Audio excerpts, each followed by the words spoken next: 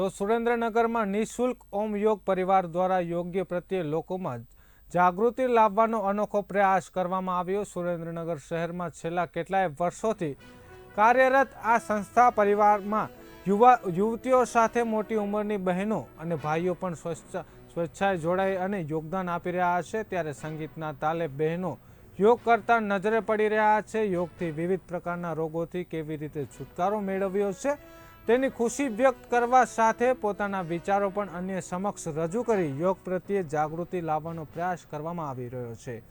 આમ યોગથી શરીરને સ્વચ્છ રાખવા અને નિરોગી જીવન મેળવી રહ્યાનો આનંદ વ્યક્ત કરવામાં આવ્યો।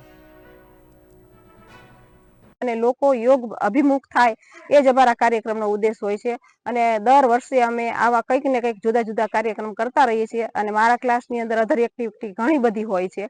અમે પર્યટન પણ કરીએ છીએ, હરિદ્વાર સુધીની યોગ શિબિરો કરવા પણ જઈએ છીએ, લાંબા પ્રવાસો પણ યોજીએ છીએ, શાળામાં રમત ગમતો હરીફાઈઓ પણ યોજીએ છીએ અને આવા વાર્ષિક મનોરંજન કાર્યક્રમો કરી અને દરેક બહેનોની અંદર એક એવું ફિલિંગ આવે કે અમે હજી આજે યુવાન છીએ અને પોતે 50 વર્ષ પછી પણ એમની જે સુસુપ્ત શક્તિઓ છે એ જાગૃત કરી રહ્યા છે અને જાગૃત થઈ ગઈ છે અને એ લોકો સારી રીતે બધા જ પરફોર્મન્સ કરી રહ્યા છે। એ આપણે આ રાસ દ્વારા જોયું હશે।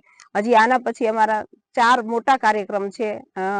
એક છે એરોબિક્સ યોગ, બીજો છે એડવાન્સ યોગ અને ત્રીજો કાર્યક્રમ છે દરેક ભાઈ બહેનોના મંતવ્યો લેવાનો। એનો એક જ ઉદ્દેશ છે કે એમનો સ્ટેજ ફિયર દૂર થાય, એ લોકો એ જે શું અનુભવે છે યોગ પહેલા એમની શારીરિક, માનસિક અને સામાજિક સ્થિતિ શું હતી અને યોગ પછી એમની શારીરિક, માનસિક અને સામાજિક સ્થિતિ શું છે એ પોતાના મોઢેથી જ બયાન કરે અને ખાસ તો એમને એવું લાગે કે મારી અંદર ઘણી બધી સુસુપ્ત શક્તિઓ પડેલી છે અને અત્યાર સુધી મેં જાગૃત નથી કરી પણ હવે યોગના માધ્યમથી મારા અંદરની બધી શક્તિઓ જાગૃત થઈ ગઈ છે અને પોતે પોતાને સરસ રીતે એક શક્તિશાળી અને ભારતના એક આદર્શ નાગરિક તરીકે જોવે એ મારી ભાવના છે। અમારા સંગઠનની અંદર ઓછામાં ઓછા લગભગ 37 બહેનો છે અને 8 ભાઈઓ છે।